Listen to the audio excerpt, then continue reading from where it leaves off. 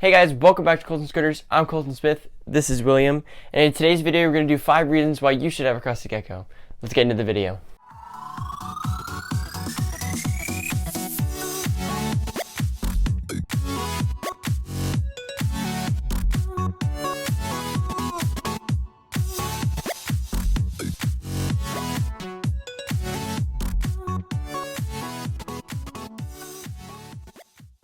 Alright y'all, before we get into the video, I did mention that I would show you me putting my corals in the tanks and the gonnies gluing them down.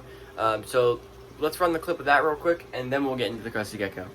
Alrighty y'all, so as you can see, the gonnies are super happy. We did frag that one gonnie. This piece in here has turned out really pink actually compared to the original one. And then yeah, these gonnies are in here. They all look super happy, so I'm going to go ahead and glue them down where I want them. But yeah, let's get to gluing down some coral.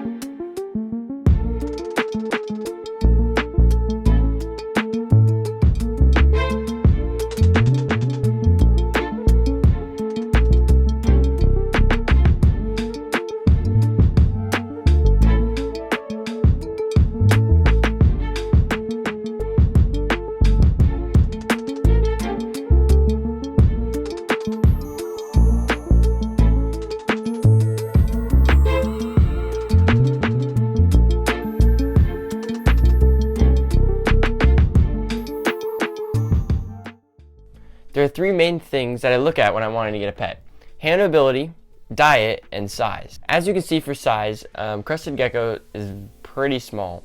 This is an adult female Crested Gecko, pretty much max size. They are very small, but not too small to where you can't actually like crush him by handling him, you know. I pretty much, you just kind of want to hold him like this. Don't grab him, or he will drop his tail. Once Crested Geckos actually drop their tails, they don't grow them back.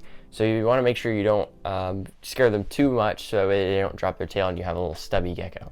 Although they are cute with a stubby tail as well. One of my Crested Geckos has a stubby tail. Now you may be thinking, Colson, if that's a female Crested Gecko, why is his name William? Well, for starters, the name William, I got this Crested Gecko when I was 11, maybe 12. And I wasn't very good at picking names, let's just say. I just assumed he was a boy when I got him. He was a baby, so nobody knew. So yeah, that's where his name came from, and I didn't want to change it.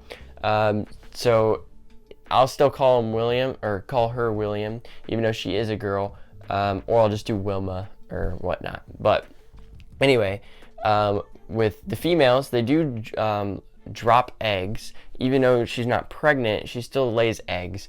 They're unfertilized, so they're not going to have any babies in them. But so I have found a few eggs, and that's how I know for sure that this is a female. And you can also tell by looking at right here, because right here would have a bulge, like a very big bulge if it was a male. There's also other ways to tell, but those are the main ways I could tell with William here. But anyway, so size-wise, great size for handling. Makes a great pet to be able to hold as a kid or adult. Maybe not too young of a kid, because they could crush it and actually, you know, maybe make them drop their tail or whatnot. Alright, the next thing on the list is diet. Diet is super easy with these guys, almost too easy. At the same time, it's a little boring because you don't get the, you know, if you're looking for a reptile, you don't really get that like hunting aspect, because you're not really going to be feeding him too many insects. You do get to see it. I'd feed my geckos probably once every 2 weeks, crickets maybe, to the right size, dusted. So this one actually does hunt the crickets pretty well. My other two, you kind of have to use tweezers and hand feed them, just because they're not really used to, you know, going and attacking the crickets.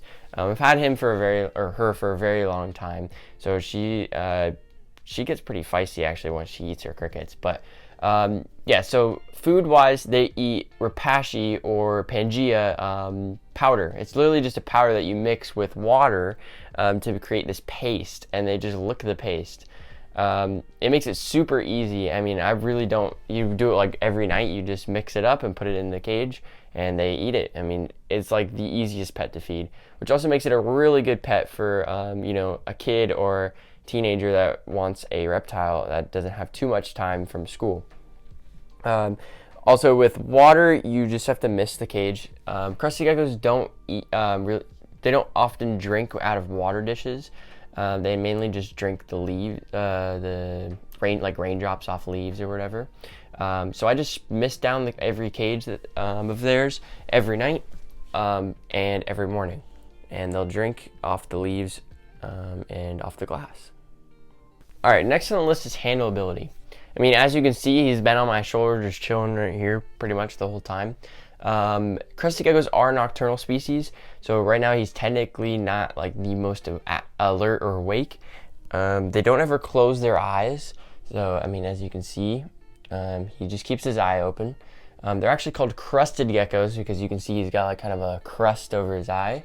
They're also called like eyelash geckos because you can see the little, if I can get it to focus, you can see the little eyelashes, really long eyelashes on this guy. But yeah, so handleability, I mean, he just kind of chills in your hand like this. I've also had her for a really long time, so that helps. I've had her since she was like this big. So I've been able to hold her a lot and get her used to being held. Otherwise, they are normally just kind of jumpy.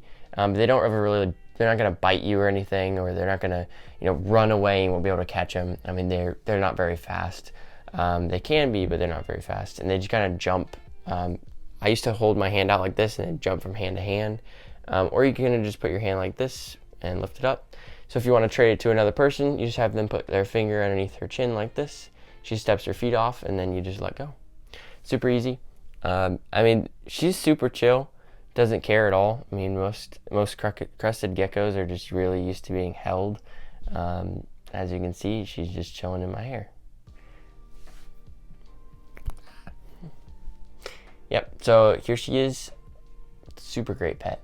I mean, honestly, crested geckos are probably the best reptile for any like beginner or like anyone wanting to get a reptile to start out. Crested gecko is probably the best option for you. One of the best anyway. But yeah, I can show you guys their cages, their cage setup. This girl is in a 18 by 18 by 18 Crested Gecko Exoterra setup.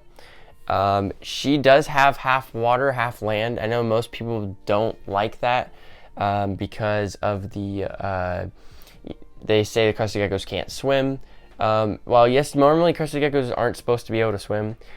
She actually does, and she eats the fish. If I put fish in the water, she'll swim in it, eat the fish, and get out. I have several ways for her to get out, and I was very precautious when I first did this. I watched her a lot and make sure she was safe in the water. I made so many places for her to get out, which there are still a lot of places for her to get out.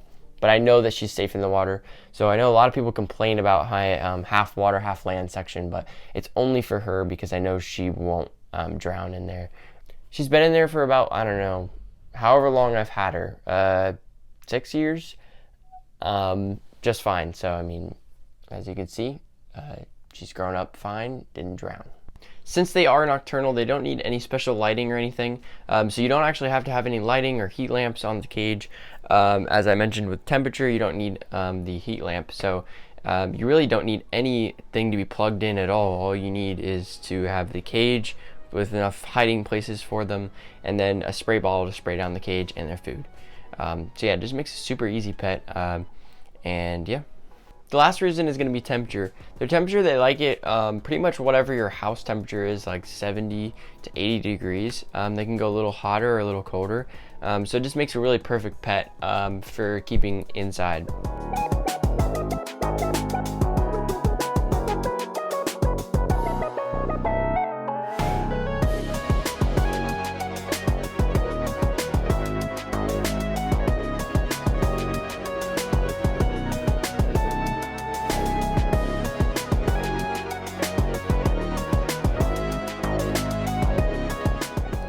Alrighty guys, that's going to wrap up today's video. Hope you guys did enjoy. If you did, let me know down in the comments below. Hit the like button if you did enjoy today's video, and consider hitting the subscribe button because it really does help out our channel. Till next time, peace!